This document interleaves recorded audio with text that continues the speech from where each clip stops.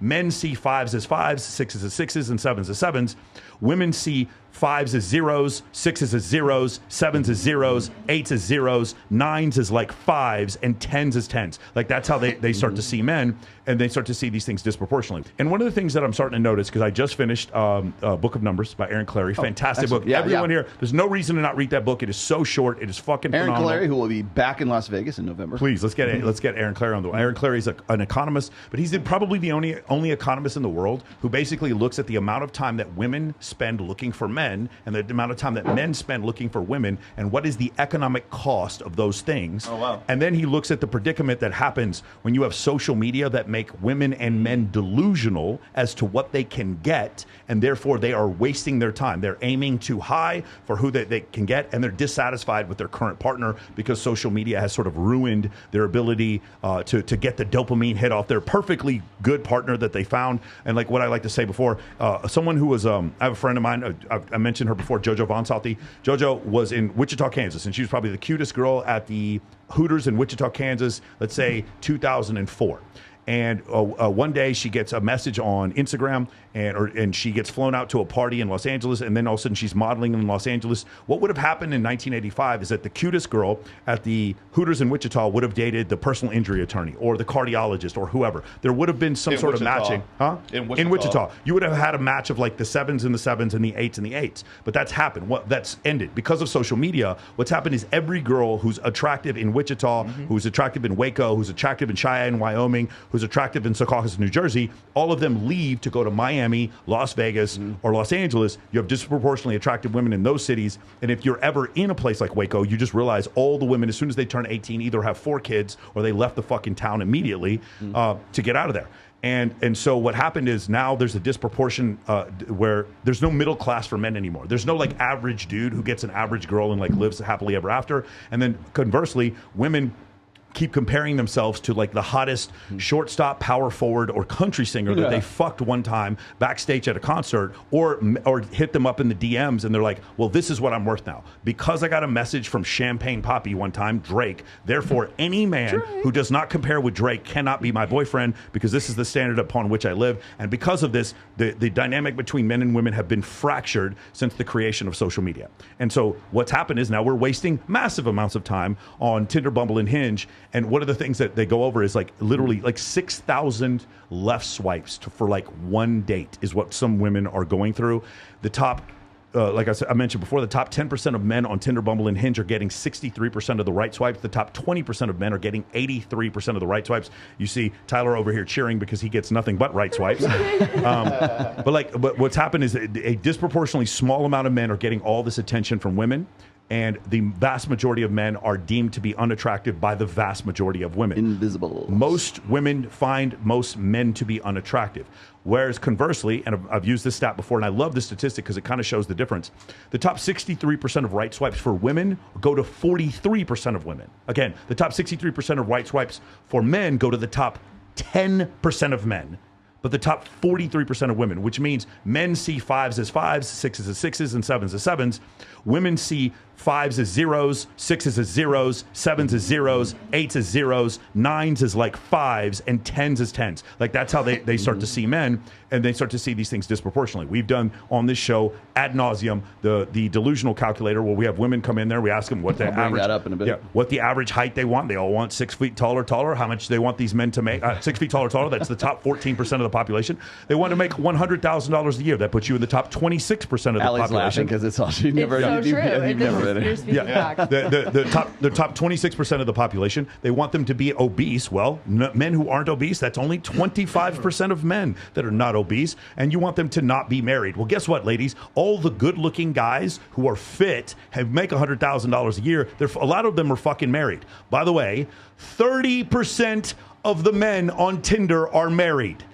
30% That is like one of the most outrageous statistics. For some of you, it's probably not. Or if you're an exotic dancer or whatever, you're probably like, yeah, I thought it would be 50%. But for me, I just like where society has broken somewhere. If 30% of men on Tinder are married, that is mind-boggling to me, right? They're not even considering the concept of monogamy. Now, everything I just said, it does sound like a lot of gloom and doom. And what my question for you is, Who here believes that in the future you would be comfortable with a traditional monogamy? This is something that you're looking for, a traditional monogamy. Jessica. Closed on his end, closed on your end. Jessica, would you be comfortable or like today with a traditional monogamous relationship? Are you in a relationship right now? I would think I would be. Oh, closer to the mic, Close please. to the mic. There you go. Yeah, I think Eat the so. mic. Yes, monogamy is something I Okay, but hold would on. be mad about. So let's not think of it theoretically. Do you think that the concept of you living in Scottsdale, finding a man that you find attractive enough to be in a relationship with, but he's not so attractive that he's going to have a hard time not cheating, stepping out on you, those things like that? Do you think traditional monogamy is the only way for you to go forward? No. You don't. What other alternatives do you see? Maybe an open relationship, maybe, Like- but with like trust and honesty. Okay. You know, not hiding it and not doing it behind their back, but like open about it. And it'd be open on your end as well. Correct. Okay, so that's what you would look for. Open. So polyamory. That's the word for it. Sorry, Okay, now I know. It's the Greek word that means poly means many. Sorry. Yes. Mono, poly. Many Cool. loves. Cool. Alexis, what do you think? I'm not a monogamy type of person. Yeah. I believe in communication and comprehension on all partners. It doesn't mean I'm against monogamy. It just means I don't feel it's right for me. Are you still filming studio adult work now? Absolutely. Okay. Now, I'm contracted with Brazzers. Beautiful. So in doing so, have you ever had a situation, because we talked about this with Sarah before, where she's in a relationship and she still films? Have you had that? Have you ever done that before? Yeah, I certainly have. Did that ever make your or partner feel uncomfortable, or was your partner in the industry? Like, how did that work? One partner, I think, definitely made him feel uncomfortable because of his friends saying, "Hey, this is your chick." Da, Yeah. da, da, da. And that's an insecurity issue on him, not my problem. Yeah. The other person did not have an issue at all with it, but it's just different people for different things. So, but you just monogamy is not something that you want to do in the future? Nothing. Yeah, I've had it in the past, and I know for a fact that there's just something that I'm not. I don't even want to live with the other person. Got it. I'm a very like lone wolf. I'm very comfortable. I've got my own things going on, and they could be a neighbor, but I'm not really interested in living with the actual person. Same. Got it. Got it. Katie, what about you? I could do a monogamous relationship for sure. Okay. Now, what are the scenarios by which that would happen? What do you think? What does that look like to you? So definitely wouldn't happen in Vegas. Okay. Right. So it would be so I'm from Calgary. It would be back home dating some guy who works in trades.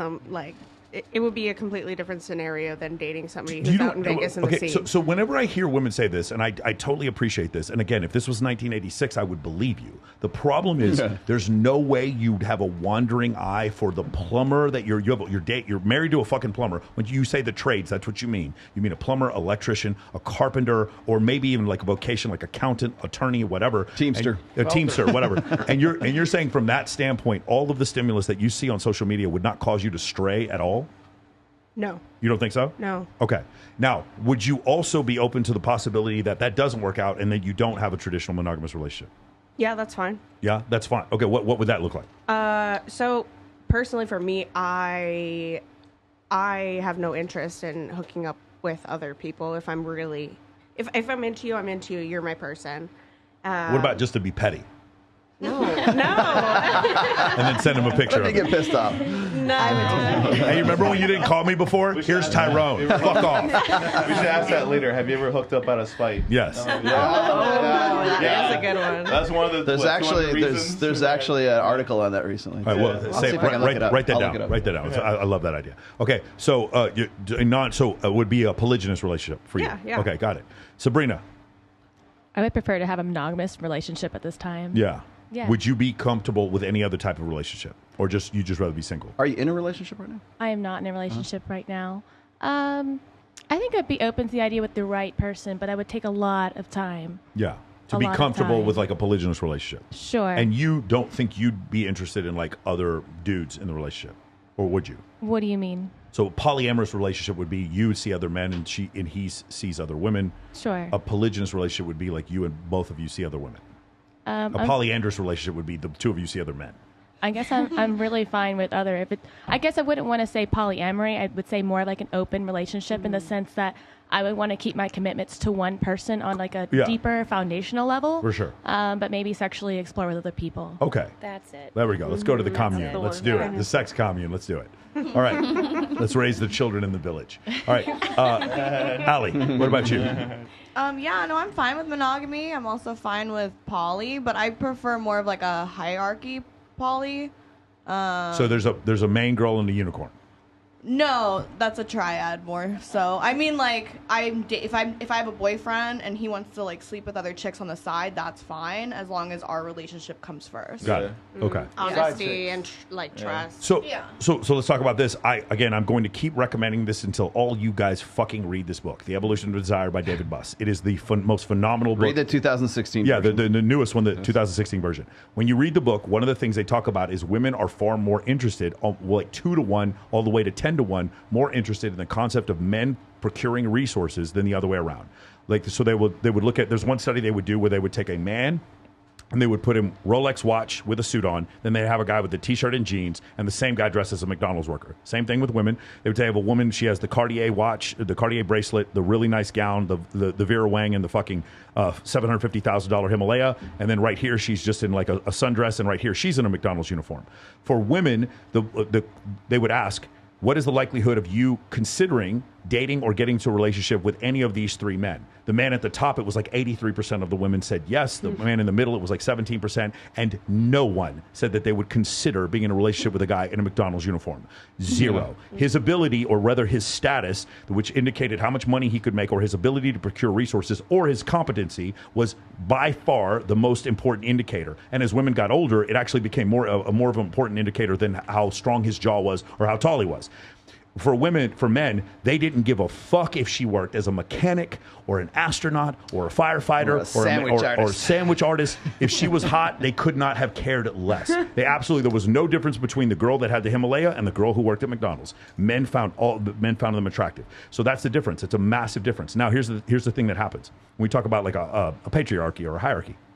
When you deal with that situation, if one gender is so concerned with the other gender's ability to procure resources, wouldn't it make sense for that second gender to do everything they could to procure resources? Wouldn't that make them more assertive, more aggressive in order to procure those resources? And in doing so, create manifest the world that we live in, the roads and the infrastructure and the buildings and the electricity. Again, I'm not saying, do you understand what I'm saying? My point is this, is like the reason why men are so assertive and end up dominating so many industries in the world is because they're trying to fucking impress women. Yes. Do you understand? And if women weren't selective, we'd still be living in caves.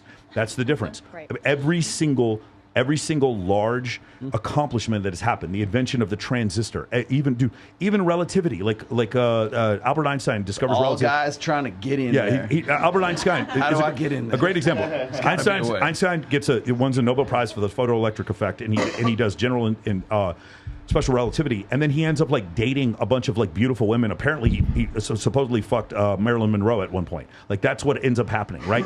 Everybody does it. Steve Jobs was dating multiple supermodels. You obviously see, Elon Musk has kids with like 9 different people at this point. All these accomplishments were done by men to become assertive and aggressive to impress women. So, why is that? Is it because women think of this in a vacuum? No, it's because women, whenever surveyed, are more. And this is, by the way, it's a 37 culture study. In every one of these cultures, women were significantly more interested in a man's ability to procure resources, especially in like Middle Eastern countries, South American countries, not as much in places like Norway. Funny you should say that. You don't even have to go back to 2016. You can get it right now today in 2023. Couples in which the woman is the only earner report lower life satisfaction. Yes, it's very common for when a woman starts to out-earn a man for divorce to soon follow. Many women will at least temporarily be the breadwinner at some point in the relationship. Changing employment trends and gender roles will affect many households, but our new peer-reviewed study shows that for heterosexual couples, well-being is lower when the woman is the sole earner versus the man who is the breadwinner, or if both parties are employed. And this has happened a lot because all of a sudden you have girls, since 2019 get on OF and they're making, $20K. Way Listen, more. like for some girls, $20K a month seems like nothing. Right? That's not that much. $100K a month is not a big deal. But $100K a month, that when the average man in the United States makes, anybody? 75. 37. Oh 60. boy, God, I wish it was 75. $39,000 a year. That's average. Yes. Yeah. 39. Look at Jesse's face. 39,000 a year. 39,000 a How do year. they live off that? And you're pulling even 10K a month of OF, right? Of course, OF is going to take 2,000, so 8K a month of OF. It's still So you're making above the poverty line in 1 month. correct. So do you guys understand the issue? That's the problem. So now all of a sudden you have the girls that'll go off and do this, and we have an issue where all of a sudden the wage gap changes to the other way, where women are making so much money, and it puts some stress on the relationship. I've seen this happen many times.